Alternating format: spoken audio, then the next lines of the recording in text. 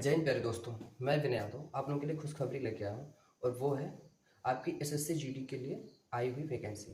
जैसा कि दोस्तों आप सभी लोग उत्तर प्रदेश पुलिस की चाहे वो एसआई हो या कांस्टेबल लगातार तैयारी कर रहे थे और लगातार उस पर नज़र बनाए हुए थे कि भर्ती आ रही।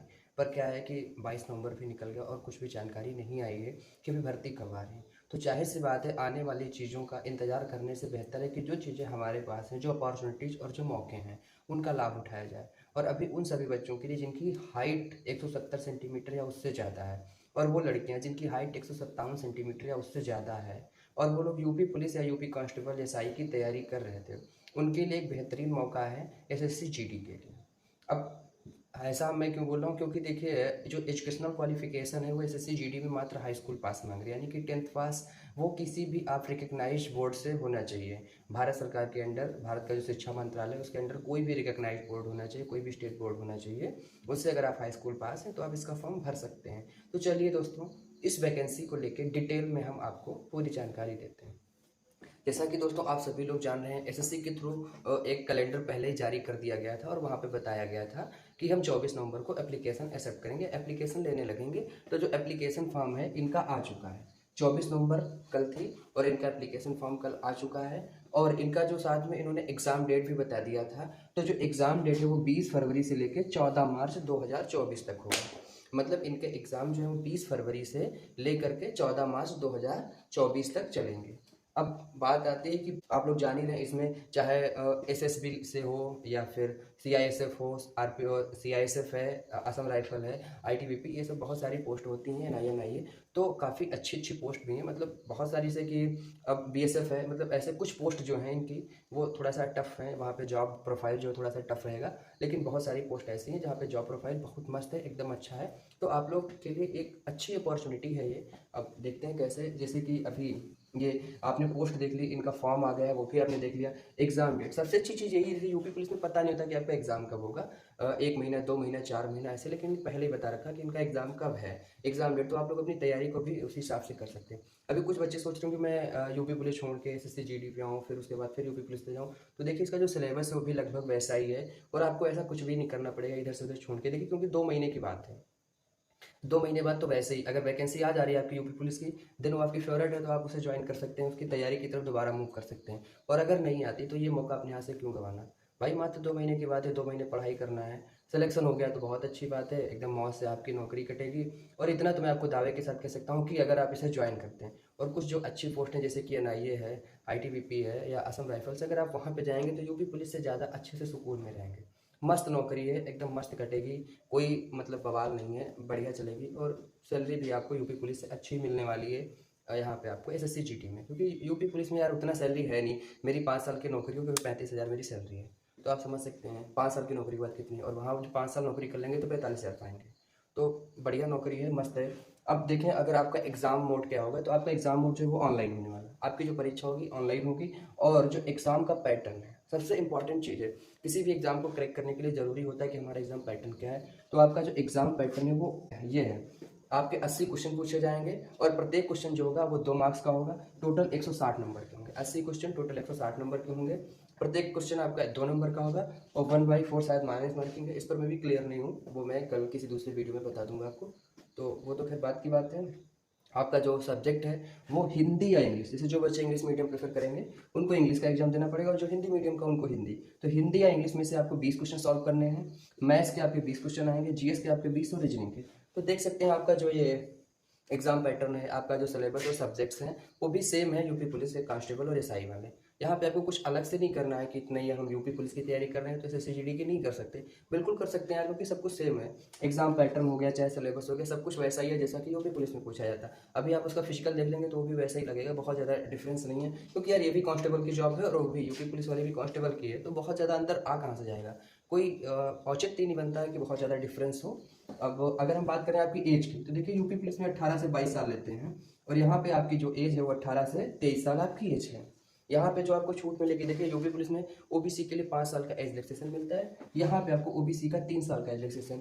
यानी कि जो बच्चे ओबीसी के हैं वो अगर 26 साल के हैं तो वो फॉर्म भर सकते हैं, अगर 26 साल से ज़्यादा के होंगे तो वो फॉर्म नहीं भर पाएंगे। यानी कि मोटा मोटी मान के चलें तो वो बच्चे जिनकी डेट ऑफ बर्थ 1997 के आसपास की है वो लोग फॉर्म भरेंगे, ओबीसी वाले। जनरल वाले जो हैं वो जिनकी डेट ऑफ बर्थ सन 2000 के आसपास की, वो लोग फॉर्म भरेंगे, उसके बाद वाले नहीं भरेंगे। SC ST जो है इनको 5 साल का एज रिलैक्सेशन मिलता है, और जो एक्स सर्विसमैन हैं उनको 3 साल का एज रिलैक्सेशन मिलता है। अब अगर हम बात करें रेस की, अब बात देखिए सीधा फिजिकल पे आ गई ना। तो अगर हम रेस की बात करें तो जो मेल कैंडिडेट होते हैं, मेल कैंडिडेट, उनको 5 किलोमीटर 24 मिनट में दौड़ना होता है। कितना? 5 किलोमीटर 24 मिनट में। और जो फीमेल कैंडिडेट है उनको 1600 मीटर दौड़ना होता है 8.5 मिनट में। कितना? 8.5 मिनट में 1600 मीटर दौड़ना होता है। और उसके बाद आपका होता है हाइट और चेस्ट। सबसे ज़्यादा क्वेश्चन पूछा जाता है सर हाइट चेस्ट।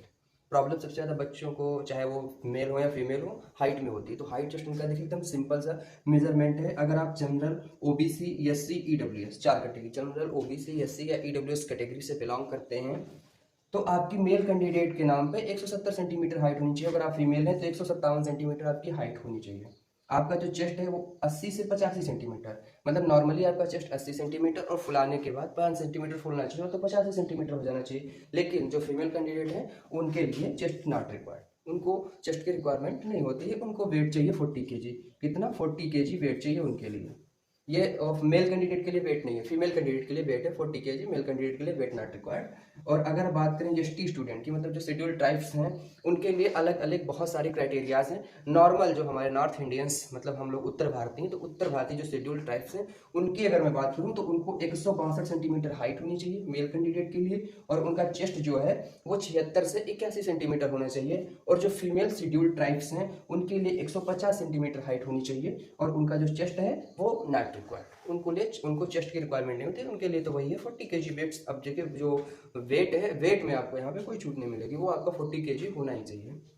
तो बस नॉर्मल सा है इतने। अब इसके अलावा आप लोगों को अगर कोई और मतलब ज़रूरत महसूस होती है या कोई और डाउट है तो आप लोग नीचे कमेंट करके पूछ सकते हैं। हम लगातार यहाँ पे आपको जो भी जानकारी जैसे GD के थ्रू होगी हम देते रहेंगे। आपको जो भी डाउट्स रहेंगे हम बताते रहेंगे।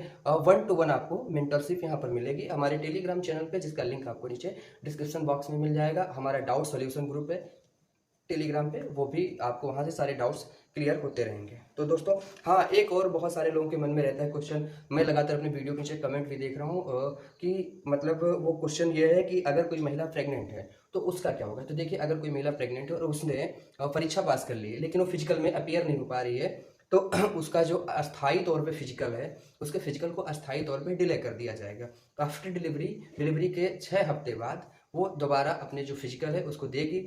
एक अर्थराइट जो चिकित्सक होगा या जो डॉक्टर होता है उसके बाद सर्टिफाइड होगा, और उसके बाद वो अपना जो है 6 हफ्ते बाद जो अपना पूरा फिजिकल लेगी। और उस समय अगर वो फिजिकल पास होती है, फिर बोर्ड की जो भी रिक्वायरमेंट्स होती हैं उनको क्लियर करती है, तो फिर उसे जॉब मिलेगी और उसे वैसे ही वेतन और भत्ते दिए जाएंगे जो उसके बैच के, सेम बैच के स्टूडेंट्स को या सेम बैच के जो कैंडिडेट्स हैं उनको मिलेंगे, वही उसको भी मिलेंगे, और वैसे ही उसको प्रमोशन भी मिलता रहेगा। तो यहाँ पे बहुत ज़्यादा कोई प्रॉब्लम्स नहीं आनी चाहिए। और एक चीज़ जैसे नॉर्थ ईस्ट के से उत्तर भारतीय जो मतलब उत्तर पूर्वी भारतीय लोग हैं, वो जो 7 कन्याएं वाले राज्य हैं, वो नागालैंड, अरुणाचल, असम, मिजोरम, सिक्किम, ऐसे करके जो 7 वो राज्य हैं, वहाँ के जो शेड्यूल ट्राइब्स हैं उनकी जो हाइट है वो 157 सेंटीमीटर होनी चाहिए। कितना? 157 सेंटीमीटर होनी चाहिए मेल कैंडिडेट की, और फीमेल कैंडिडेट हैं जो उनकी 147.5 हाइट होनी चाहिए।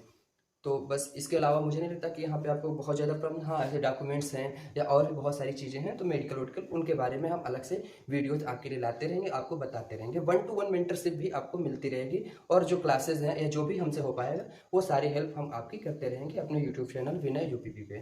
तो दोस्तों आज की क्लास में इतना ही। हाँ, एक बात और कहूँगा, देखिए जो स्ट्रगल है आप लोगों का, जो ये इस समय स्ट्रगल का टाइम चला है, तो स्ट्रगल का भी अपना एक मज़ा है, इसकी भी अपनी एक कहानी होती है, और वो कहानी पता है सक्सेस होने के बाद सुनाई जाती है। अब जैसे जो लोग स्ट्रगल कर रहे हैं उनको पता होगा कि वो कैसे कैसे चीज़ें फेस कर रहे हैं, किन किन चीज़ों को फेस कर रहे हैं, तो इसका भी एक अपना कहानी होता है, और ये सफलता के बाद सुनाया जाता है। तो दोस्तों इसी के साथ आज की जो क्लास है इसे समाप्त करते हैं, फिर किसी दूसरे दिन किसी दूसरी क्लास में मिलते हैं, और अब आपको जो भी रिक्वायरमेंट्स होंगी वो हम सॉल्व करेंगे। जय हिंद दोस्तों, नमस्कार।